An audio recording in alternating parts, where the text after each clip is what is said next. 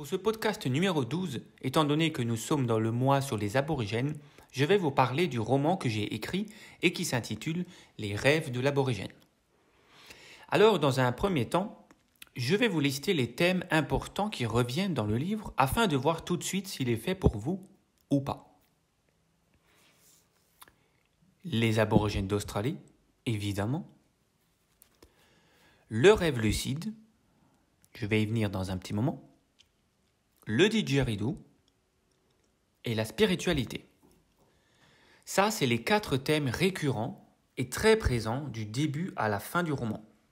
Il y a d'autres sujets parsemés ici et là, comme les liens familiaux et amicaux, la mort, les problèmes que vivent les aborigènes d'Australie, comme l'alcool par exemple, la sexualité, les animaux, etc., etc.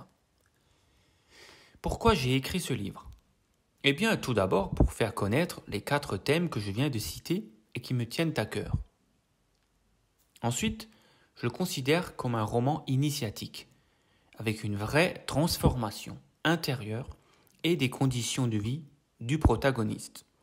J'espère ainsi opérer également un changement positif chez le lecteur qui le lira jusqu'au bout.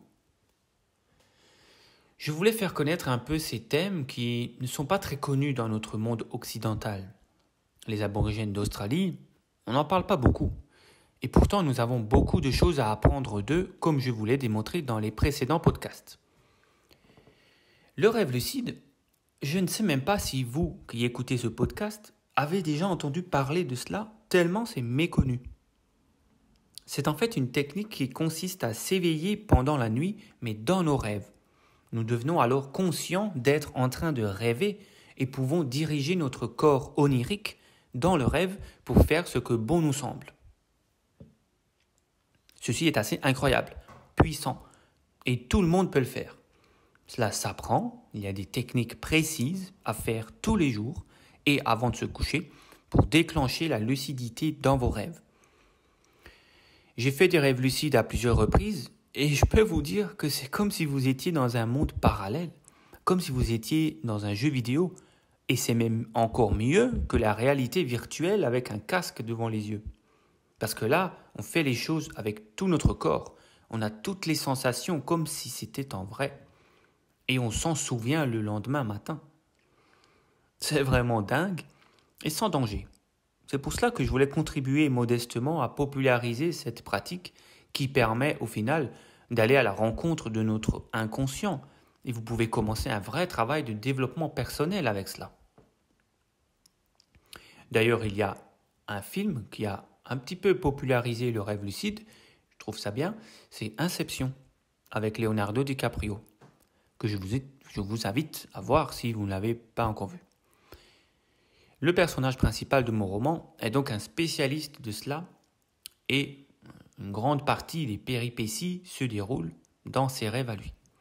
Il va donc se transformer, s'envoler, se battre contre des animaux géants, traverser le feu, etc. Toutes sortes de choses qui seraient impossibles dans la réalité. Vous pourriez potentiellement vous inspirer des techniques qu'utilise Pemui, le protagoniste, et déclencher un vrai rêve lucide chez vous. Évidemment, je me suis inspiré de certains de mes rêves lucides dans ce roman. Ensuite, le didgeridoo. Instrument inventé par les aborigènes, utilisé depuis plus de 40 000 ans par eux, et depuis 2004 par moi. Instrument qui est peu utilisé en Occident, sûrement parce qu'il demande beaucoup de pratique et de persévérance.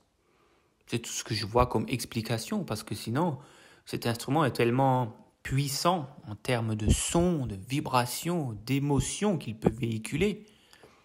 De plus, il peut s'associer avec tous les autres instruments et tous les styles de musique. Donc, évidemment, le personnage principal de ce roman, qui est aborigène, est un joueur de didgeridoo.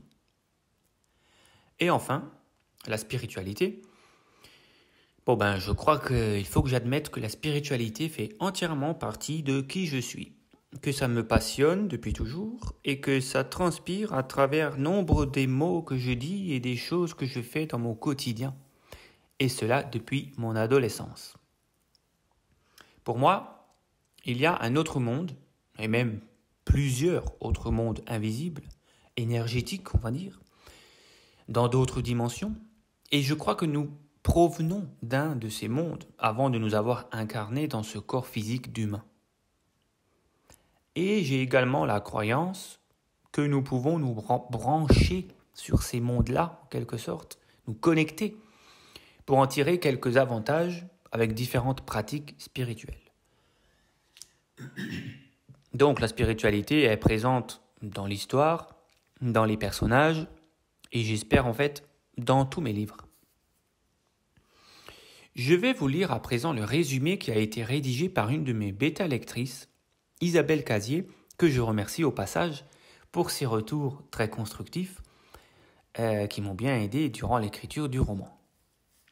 Voici ce qu'elle en dit. Âgé d'une trentaine d'années, Pemui, ou Pem en abrégé, habite un petit village australien proche de Darwin. Il cohabite avec son père, un bûcheron qui fabrique des didgeridoo pour les touristes. Il s'agit d'instruments de musique aborigène à l'esthétique et au son très particuliers. Pem et son père, un homme très souvent alcoolisé et parfois violent, sont en désaccord sur de nombreux points. Il faut préciser que le jeune homme traverse une période de questionnement existentiel. Il vit très mal la perte de sa mère et peine à construire sa vie d'adulte.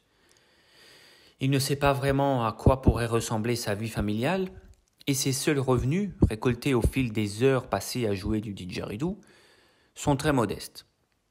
Il donne bien des cours d'instruments à des jeunes enfants, mais ne désire en tirer aucun profit. Le jeune homme entretient un rapport très particulier avec le didgeridoo, symbole très ancien de la culture aborigène et lien entre les générations. Que ce soit en bord de plage ou en centre-ville, jouer donne à Pemui l'occasion de gagner quelques sous, de s'adonner à l'une de ses activités préférées, mais aussi de fuir une vie très inconfortable. Il détient par ailleurs une autre issue de secours lorsqu'il n'en peut plus. Depuis sa plus tendre enfance, Pem utilise le rêve lucide, moyen pour lui de se libérer des contraintes de la vie physique, de se défouler et de partir à la recherche des réponses à son questionnement. Après mûre réflexion, et suite à une scène violente dont il a été témoin chez son père, Pemui en est arrivé à la conclusion qu'aucune vie acceptable n'est possible dans la réalité physique. Il souhaite donc être conseillé en vue de se construire une vie épanouissante dans son monde de rêve lucide. Pem partage ses expériences avec Korob, un ami à lui avec qui il se confie en toute confiance. Les deux hommes s'affrontent amicalement en pratiquant régulièrement le lancer de boomerang, échangeant leur conception du bonheur lors de soirées chez son ami ou encore en prenant plaisir à écouter des musiciens aborigènes dans un petit bar. Pem et Korob, très casaniers, ne partagent pas le même point de vue sur la quête du joueur de didgeridoo. Il est vrai que celui-ci occupe la majeure partie de son temps dans ses rêves lucides où il se plonge de plus en plus fréquemment afin d'atteindre son but au plus vite. Durant ses rêves, Pem progresse vers la lumière grâce aux apparitions répétées de son grand-père Gukari, cet ancêtre précieux qui lui a laissé de si beaux souvenirs. L'ancien guide son petit-fils dans son cheminement en l'orientant notamment vers la recherche de son maître spirituel et se présente toujours au bon moment pour venir au secours de Pem et le conseiller. Dans sa quête, il doit plonger dans les profondeurs de l'océan, traverser de sombres forêts ou de grands déserts, visiter des maisons obscures ou des villes à la fois imaginaires et familières. Au cours de ces déplacements, il rencontre des créatures toutes aussi étranges les unes que les autres. Les femmes, très présentes dans ces aventures, prennent l'apparence d'une splendide sirène ou d'une belle jeune fille à scooter. Les animaux, inoffensifs ou dangereux, se manifestent sous la forme de magnifiques poissons, d'hippocampes géants ou d'oiseaux multicolores, mais aussi de serpents ou de kangourous lors d'une partie de chasse. Mais il a également la surprise de rencontrer des personnages beaucoup plus familiers, tels qu'Elanara, sa mère, ou Kota, son frère, au cours de scènes provoquant chez lui de profondes émotions. Lorsqu'il ne les voit pas, des objets viennent rappeler leur existence. Ces déplacements, grâce à de surprenants moyens de locomotion, l'amènent à lutter contre un monstre de pierre dans une pyramide impressionnante. Un émeu géant au sommet d'une montagne pour récupérer un œuf au pouvoir très particulier, ou encore un crocodile dans le bush australien. Il lui est parfois nécessaire de recourir à la transformation physique qui fait de lui un kookaburra géant, ou encore un kangourou. Le jeune homme assiste à des rituels sacrés, effrayants, ou empreints d'une grande poésie, où trônent dieux et déesses mi-humains, mi-animaux, vit des scènes puissantes dans des décors grandioses. Parmi de nombreuses épreuves, celle du miroir le pousse à prendre des risques de plus en plus importants, au point de se retrouver confronté au péril du trou noir. Durant son cheminement nocturne, Pem prend de l'assurance, allant jusqu'à accélérer le rythme de sa démarche. Sa persévérance et sa témérité grandissante lui permettent, grâce à des aides qu'il a lui-même mises en place, sans vraiment s'en rendre compte, de se libérer des poids accumulés au cours de son existence et de parvenir à la lumière. Par ailleurs, son désir de maintenir le lien entre les générations lui fait prendre la décision de tout mettre en œuvre pour lutter contre l'aliénation du peuple aborigène par la civilisation blanche.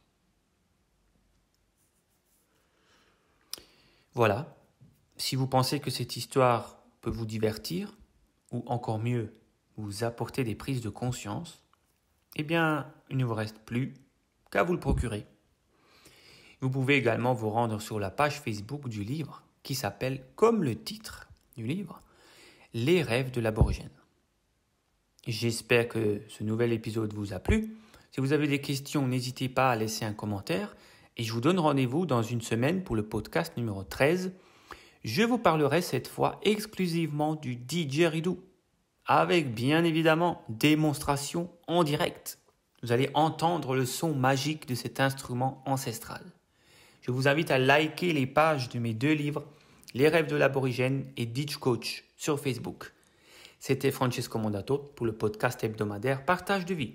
Pour me contacter, vous pouvez le faire par les réseaux sociaux, Facebook, Instagram ou YouTube, ou bien par email à francesco.mondato@yahoo.fr. Aidez-moi à faire connaître ce contenu gratuit en vous abonnant, en laissant un commentaire et en partageant auprès de vos amis.